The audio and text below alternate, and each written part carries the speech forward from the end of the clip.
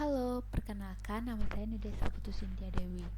Jadi di sini saya akan melanjutkan penjelasan mengenai demo coding yang sudah saya lakukan pada video sebelumnya.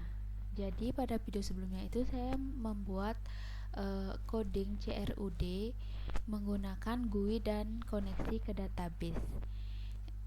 Di sini saya menggunakan bahasa pemrograman Java OOP. Yang pertama kita perlukan itu adalah database. Di sini saya membuat manajemen data mahasiswa yang simple saja, yaitu saya membuat DB mahasiswa terlebih dahulu.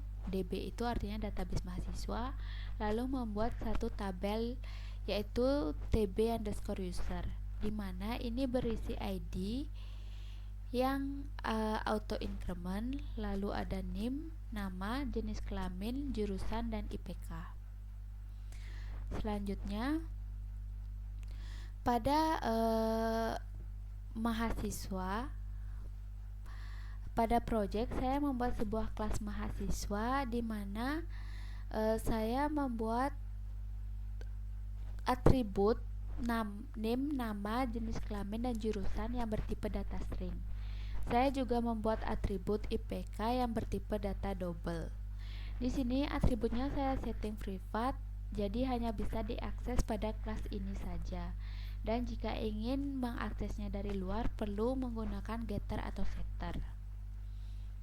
Lalu saya membuat public mahasiswa, ini itu constructor yang berisi parameter.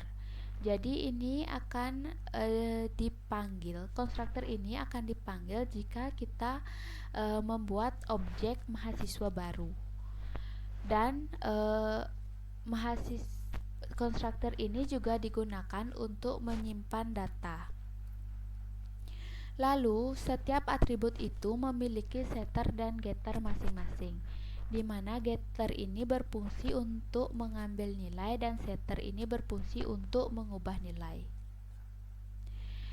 Lalu saya membuat koneksi DB, koneksi database, di mana kita perlu mengimport Java SQL Connection dan Driver Manager. Ini digunakan untuk mengakses fitur ke koneksi database, dan ini juga sudah disediakan oleh Java. Lalu kelas forName ini digunakan untuk menghubungkan Java ke MySQL. Tanpa adanya ini itu Java tidak akan bisa mengenali MySQL. Lalu driver manager get connection ini digunakan untuk membuka koneksi, yang dimana localhost ini merupakan server komputer pribadi. Lalu 3306 ini merupakan path default dari MySQL, dan DB mahasiswa itu adalah database yang akan kita gunakan. Root ini adalah username, dan password ini bisa dikosongkan jika memang tidak ada password. Lalu chat exception ini merupakan penggunaan exception handling, yaitu untuk memberikan pesan jika terjadi error atau gagal. Selanjutnya di mahasiswa DAO. DAO ini adalah data access object, yang dimana kita perlu mengimport kelas yang kita gunakan. Import model mahasiswa ini artinya mahasiswa berada pada model package model, sama seperti koneksi DB. Lalu import Java SQL dan Java Until ini digunakan untuk mengakses kelas-kelas SQL dan komponen-komponen list dan array dari Java. Yang pertama kita membuat metode untuk menyimpan data mahasiswa yang baru. Ini menggunakan insert, di mana ini akan menginsert data ke tabel user. Di sini value-nya diberi tanda tanya karena prepared statement yang akan mengisinya. Jadi di sini pada baris ini prepared statement execute update ini digunakan untuk menjalankan perintah insert data ke database. Lalu chat SQL exception ini digunakan untuk exception handling, yaitu memberikan pesan jika terjadi kegagalan. Pada update juga hampir sama, hanya bedanya di sini itu kita akan mengedit atau mengupdate data sesuai dengan name. Jadi ini kan ada where name sama dengan tanda tanya, itu artinya berapa name-nya yang akan kita edit. Dan pada baris ini adalah sebagai kunci untuk mengubah data where itu. Lalu pada baris ini juga sama, digunakan untuk menjalankan perintah insert, dan chat ini adalah exception handling untuk menampilkan jika terjadi kegagalan. Lalu untuk menghapus data mahasiswa juga di sini kita mengambilnya dari name. Sama konsepnya seperti yang tadi.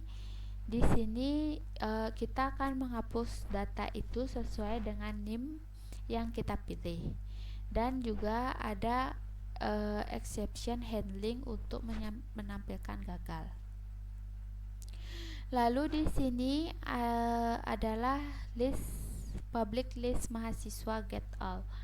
Jadi di sini kita akan mengambil semua data dari TB user. Jadi setiap baris data hasil dari query result set akan diubah menjadi objek mahasiswa, lalu dimasukkan ke list. Dan while ini merupakan list yang digunakan untuk mengembalikan agar dapat digunakan di GUI. Dan list add ini digunakan untuk menambahkan data ke list. Lalu di sini juga ada exception handling untuk mengecek kesalahan. Yang selanjutnya itu GUI. Yang pertama desain. Di sini saya desainnya untuk judul dan keterangan setiap inputan itu menggunakan label, dan untuk inputan nama, NIM, IPK itu saya menggunakan text file. Untuk jenis kelamin saya menggunakan radio button dan button group agar bisa dia dipilih salah satu saja. Lalu di jurusan saya menggunakan checkbox, combo box, dan tambah edit hapus ini saya menggunakan button, serta tabel untuk menampilkan data seperti di database, hanya saja ini dari tampilan tatap muka kita. Setiap label, text file, radio button, dan combo box, button, serta tabel saya berikan nama atribut masing-masing, dan yaitu jika dia label saya berikan awalan seperti label judul. Kalau nama, label nama. Kalau text file itu saya berikan awalan TF, dan kalau radio button itu RB, combo box itu CB, button itu BTN, dan tabel itu tabel. Kita kembali ke search. Sama seperti sebelumnya, kita mengimport kelas-kelas yang kita butuhkan. Lalu pada kode mahasiswa DAO ini digunakan untuk operasi CRUD-nya, yaitu tambah, edit, dan hapus. Tadi kan ada di mahasiswa DAO itu udah ada insert, edit, dan update, dan delete. Lalu default tabel model ini untuk menampilkan isi tabel di tatap muka, yaitu yang ini, agar bisa tampil. Lalu isi tabel mahasiswa ini untuk mengisi tabel tatap muka kita dari database. Lalu add tabel klik listener ini agar tabel tersebut dapat diklik untuk melakukan operasi edit dan delete. Lalu set location relative ini agar GUI-nya itu nanti muncul di tengah-tengah layar. Lalu kita buat constructor atau metode ya. Metode ini kita memberikan nama kolom untuk di header tabelnya. Lalu ini untuk menyeting tabel defaultnya kosong, dan ini untuk memanggil semua data dari database lewat DAO. Lalu selanjutnya add tabel klik listener ini, kode ini akan dipanggil ketika tabel tersebut diklik, dan tf nama dan tf name ini mengisi file nama dan name sesuai dengan data yang diklik. Lalu di sini juga ada string jenis kelamin ini juga kayak dia tuh memeriksa manakah radio button yang dipilih, apakah laki-laki atau perempuan. Dan IPK serta jurusan ini juga diisi dengan yang dipilih oleh pengguna, yang diisi oleh pengguna. Lalu lanjut ke btn tambah action. Nah, di sini itu kita mengambil teks yang diinputkan oleh si pengguna melalui text file, radio button, ataupun combo box. Yang pertama itu di sini juga ada untuk mengecek validasi formnya itu kosong atau tidak. Karena jika formnya kosong itu maka formnya wajib diisi dan tidak boleh kosong. Jadi nanti program akan menampilkan pesan error. Dan tadi IPK-nya itu diubah menjadi string dan sekarang diubah lagi menjadi double. Dan di sini mengecek IPK-nya itu tidak boleh kurang dari 0 dan tidak boleh lebih dari 4. Jika melebihi atau kekurangan maka program akan menampilkan pesan bahwa IPK harus setara antara 0,0 sampai 4.0. Lalu pada mahasiswa ini itu untuk menyimpan data ke database. DAO insert ini untuk membuat objek mahasiswa baru melalui DAO insert, dan JOption pen ini untuk menampilkan pesan jika data berhasil ditambahkan. Dan isi tabel mahasiswa ini untuk mereset tabel agar datanya itu bisa tampil di tabelnya, bisa terlihat di tabel tampilan utama kita. Dan reset form ini untuk mereset form inputnya. Lalu chat ini adalah exception handling. Ini akan bekerja jika kita ada salah menginputkan atau ada tabel kosong. Selanjutnya di edit itu juga hampir sama, hanya saja di sini itu DAO update, yang dimana artinya itu dia akan mengupdate data yang sudah ada gitu. Jadi nanti kita bisa memilih salah satu data yang ada di tabel, lalu kita edit. Sisanya itu sama, ada juga exception handlingnya. Lalu dihapus. Jadi di integer row tabel mahasiswa ini mengecek baris yang dipilih. Jadi baris yang dipilih akan dihapus.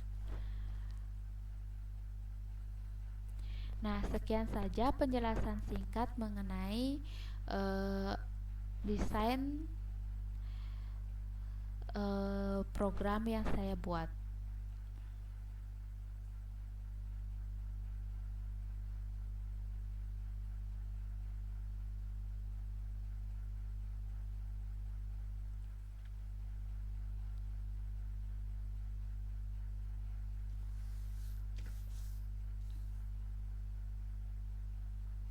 Nah, ini contohnya jika kita menambahkan data,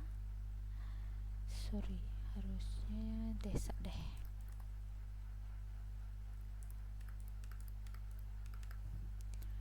Perempuan, IPK-nya 3,00, FMDI tambah. Nah, ini dia yang menampilkan jika datanya berhasil ditambahkan. Lalu coba kita edit dan namanya kita kosongkan, edit. Nah, ini menampilkan exception handlingnya bahwa data semuanya harus wajib diisi.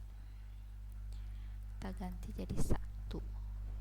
Lalu kita coba IPK-nya itu 5.00. Edit. Nah, IPK-nya itu tidak bisa antara 00 sampai jadi IPK-nya itu tidak bisa melebihi dari 4.0.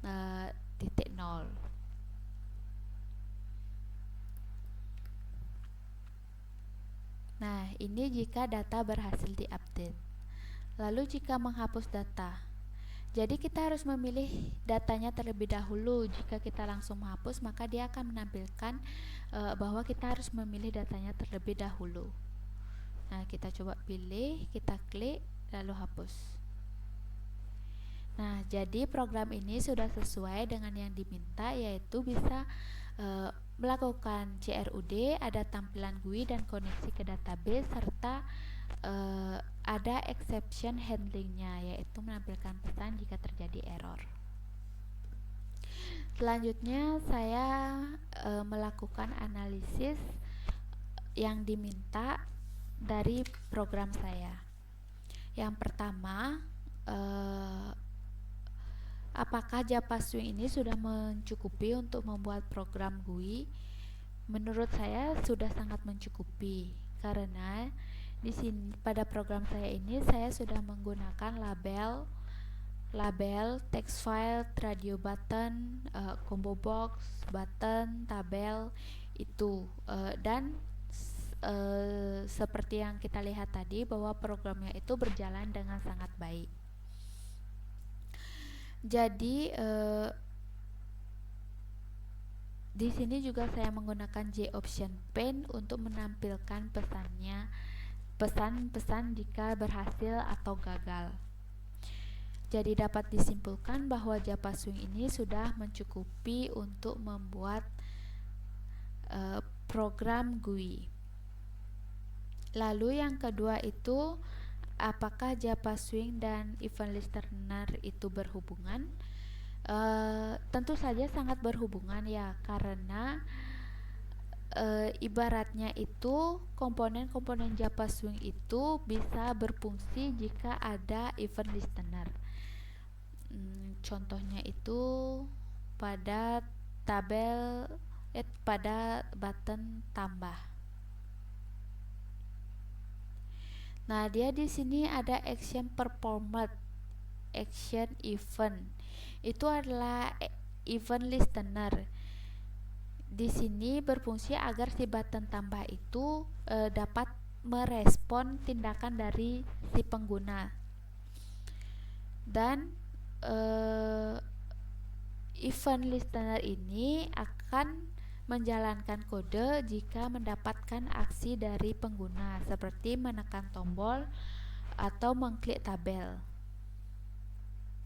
Dalam program saya itu button tambah, hapus, dan edit itu memiliki event listener. Jadi tanpa event listener ini, komponen GUI adalah tombol yang tidak berfungsi, sehingga hubungan antara komponen Japaswing dan event listener sangatlah penting agar program kita itu dapat berjalan dan dapat merespon sesuai dengan permintaan pengguna. Lalu yang selanjutnya,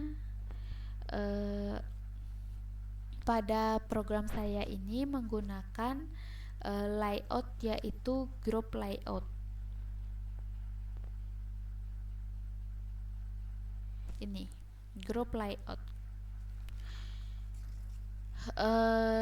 Jadi group layout ini digunakan untuk mengatur posisi dan ukuran setiap komponen seperti label, text file, radio button, combo box, tabel, dan sebagainya agar terlihat rapi.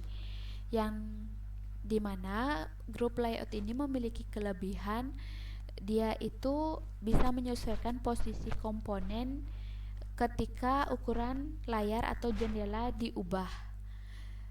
Jadi tampilannya itu tetap rapi di berbagai ukuran layar. Pengaturan posisi ini juga tidak perlu dilakukan secara manual karena kita sudah bisa menggunakan fitur drag and drop dari NetBeans-nya itu sendiri.